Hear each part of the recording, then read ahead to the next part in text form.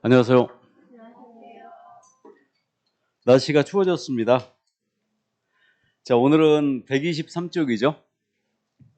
등록증 등의 개시 및 사무소의 명칭. 자, 이제 암기사항입니다. 이거는 개시는 법제 17조가 실려 있으니까 잠깐 읽어드리죠. 법제 17조 개업공인인교사는 개업공사는 밑줄이에요. 중개사무소 등록증, 중개보수율표, 그 밖에 국토교통부령이 정하는 사항을 중개사무소 내 보기 쉬운 곳에 게시하여야 한다. 게시하여야 한다의 밑줄이에요.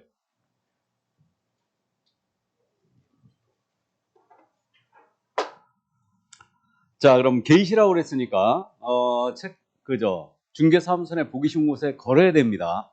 책상 유리 밑에 끼워두거나 책장 안에 넣어두는 것은 위법이에요, 일단.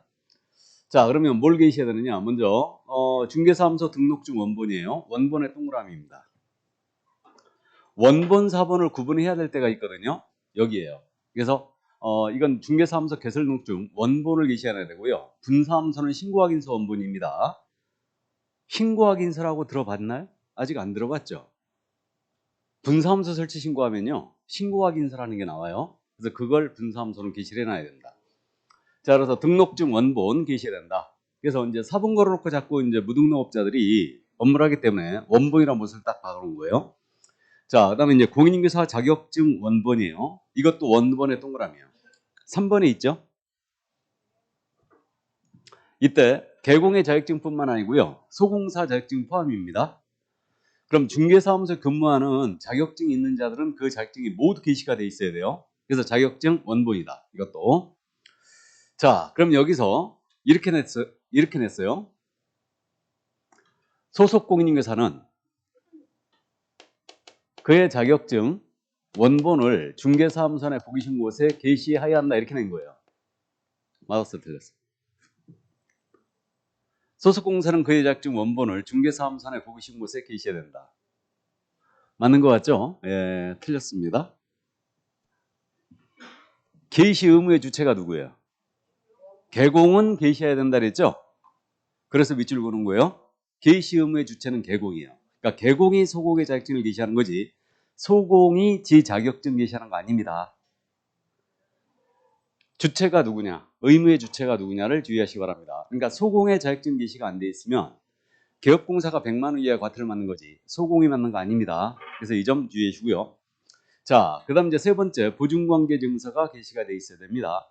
그래서 공제증서, 우리 보증 설정해야 된다고 그랬죠? 그래서 이제 보증관계 증서, 공제증서, 서울보증보험에 가입하면요 인허가 보증보험 직권이 나오거든요. 그걸 게시가 돼 있어야 되고 공탁을 했다면 공탁증서를 게시해야 돼요. 그래서 보증관계 증서 게시가 돼 있어야 되고, 자, 그 다음에 중개보수 요일 및 실비의 한도표가 게시가 돼야 됩니다. 그래서 중개보수표 게시가 돼 있어야 되고요. 마지막으로 사업자 등록증이 게시가 돼 있어야 됩니다. 그러면 이 사업자 등록증 게시를 해놓으라고 했고요. 그러면 우리가 게시사항이 아닌 게 실무기록수료증 원본이에요. 실무기록수료증은 게시사항이 아닙니다. 이걸 주의하면 되고, 게시를 위반했잖아요. 경미한 사유이기 때문에 100만 원 이하의 과태료예요. 그래서 게시 위반하면 100과다. 여기까지 가볍게 이해만 해주시고요. 나중에 요거 색깔로 쳐져 있는 부분이 두음자 딴 거거든요. 그래서 두음자 딴 거는 등자 보수사인데 요건 천천히 하자고요. 자, 그래서 게시사항을 봤습니다. 이제 넘어갑니다. 암기해야 될 사항인데 금방 암기해버립니다. 자, 124조 중개사무소의 명칭 의무로 들어갑니다. 이 사무소 명칭에 대해서는요, 원래 컨설팅이나 분양 대행을 걸어놓고 중개업을 하는 자들을 잡기 위해서 이 명칭 규정이 들어왔어요. 근데 사실은 그들은 못 잡고 개공만 때려잡고 있습니다. 자, 그래서 사무소의 명칭 거의 매회 출제하는데, 그 지금 124쪽에 있잖아요. 양괄호 1번에 개업공사의 사무소 명칭에 법정 문자 사용 의무라고 있죠. 거기 색깔 칠해진 부분 18조 1항이 실려 있습니다. 여기 잠깐 읽어드립니다. 18조 제1항. 개업공사는 그 사무소의 명칭에, 사무소 명칭의 밑줄이에요. 공인인증서 사무소, 이것도 밑줄이고요. 부동산 중개, 이것도 밑줄입니다. 라는 문자를 사용해야 된다. 그러니까 사무소 명칭, 상호를 정할 때는 공인인증서 사무소라든가 부동산 중개란 문자가 포함되어 있어야 된다는 얘기예요. 자, 그다음 옆에 페이지로 갑니다. 양괄호 3번에 5개 광고물 성명 표기 의무라고 있죠. 거기 18조 3항이 실려 있는데 18조 3항을 보겠습니다. 법제 18조 제3항 개업공사가 5개 광고물 등의 관리와 5개 광고산업 진흥에 관한 법률 제2조 제1호에 따른 5개 광고물을 설치하는 경우 밑줄이에요. 5개 광고물을 설치하는 경우 밑줄 긋고 중개사무소 등록증에 표기된 개업공사 법인의 경우는 대표자 법인 분사무소의 경우는 제13조 제4항의 규정에 따른 신고 확인서에 기재된 책임자를 말한다. 이자의 성명을 표기해야 한다. 성명을 표기해 밑줄이에요. 자, 그럼 줄기를 잡으라는 얘기입니다. 명칭에 대한 규정을 읽어봤는데 지금 사무소의 명칭에는 공인인증사무소 부동산 중개란 문자를 쓰라고 그랬죠. 둘 중에 하나가 들어가 있어야 돼요. 들어가 있어야 되고 다만 우리 부칙 규정에 의한 개공이에요. 이자가 중개인이라고 그랬죠. 법제 7638호 부칙 제6조 제2항의 개업공사 이자가 중개인이거든요. 중개인은 공사약증이 없죠. 그러니까 사무소 명칭에 공인인증서 사무소라는 명칭을 사용하지 못해요. 그럼 중개인은 부동산 중개만 써야 되겠네요. 이거만. 자, 그 다음에 이제 18조 3항에는 5개 광고물을 설치한대요. 그럼 5개 광고물을 설치할 때는 등록증에 표기된 개공의 성명을 표기하래요. 이때 법인은 대표자의 성명, 분사무소는 책임자 있거든요. 분사무소의 소장님을 책임자로 합니다. 그래서 분사무소의 책임자를 성명을 표기하라고 했어요. 그래서 여기서 이제 우리가 주의할 점은 그겁니다. 사무소 명칭에 상호를 정할 때는 둘 중에 한 가지를 5개 광고물 설치할 때는 성명을 표기하래요. 그러면 이렇게 냈거든요. 사무소 명칭에는 반드시 성명을 표기해야 된다. OX, X. 사무소 명칭에 반드시 성명 쓰라는 얘기 없어요. 일단 주의해 주시고. 그럼 5개 광고물은 뭐냐? 5개 광고물은 뭐 현수막도 있고 간판도 있고 전단지도 있고 여러 가지가 있는데 우리가 얘기하는 5개 광고물은 간판뿐이에요. 명심하세요. 우리가 얘기하는 5개 광고물은 뭘 얘기한다고요? 간판을 얘기한다. 그럼 간판이라는 것은 벽면 이용 간판이 있죠. 그럼 벽면 이용 간판은 가로용 간판이 있고 세로용 간판이 있고 돌출 간판도 있고 옥상 간판도 있죠.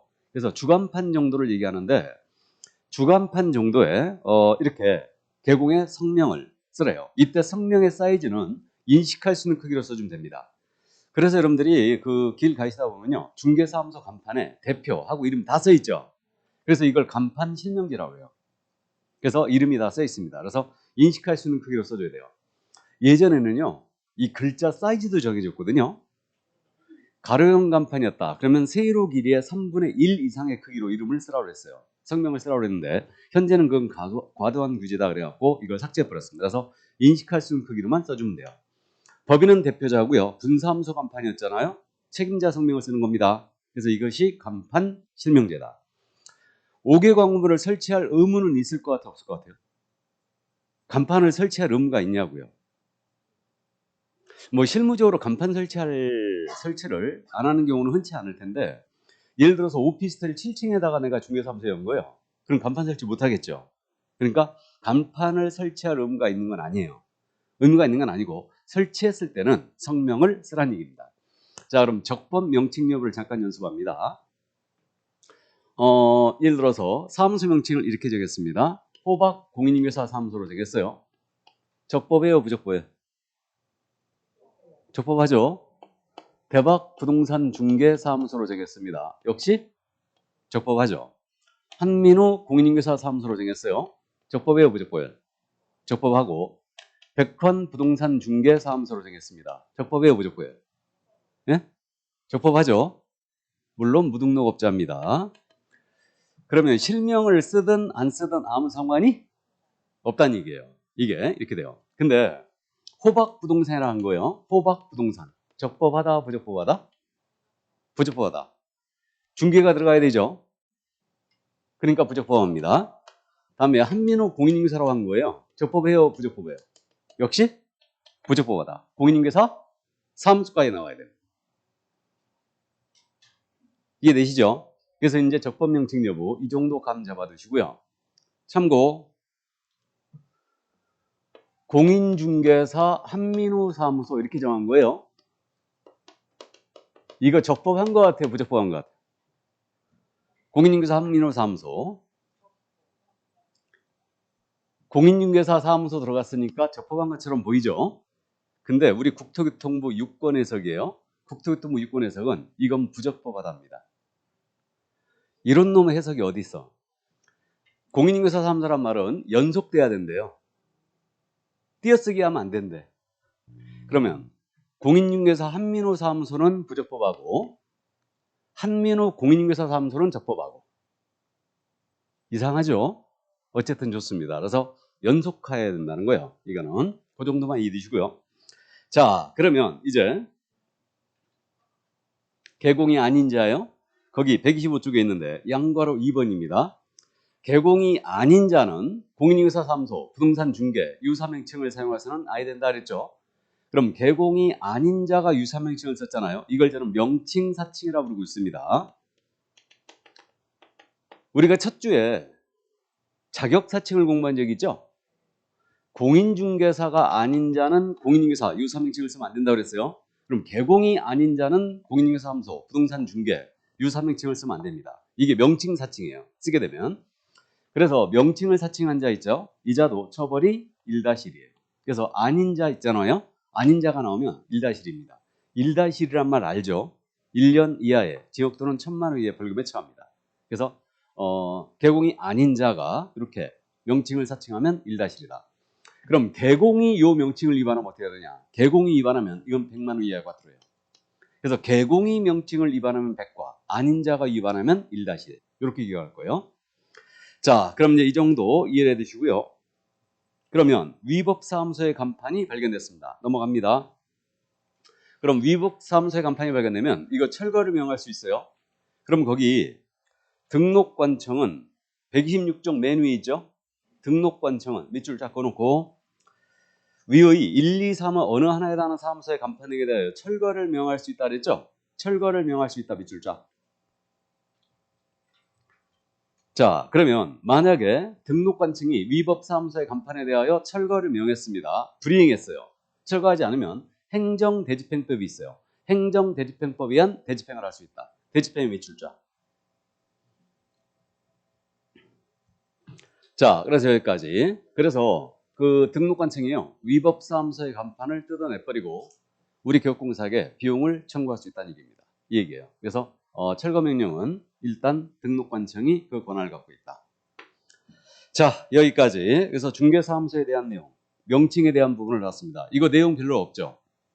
거의 매회 출제합니다. 정확하게 이해하고 있어야 돼요. 자, 그러면 이제 사무소 명칭에 대한 내용을 받고 거기 밑에 간판 철거가 나옵니다.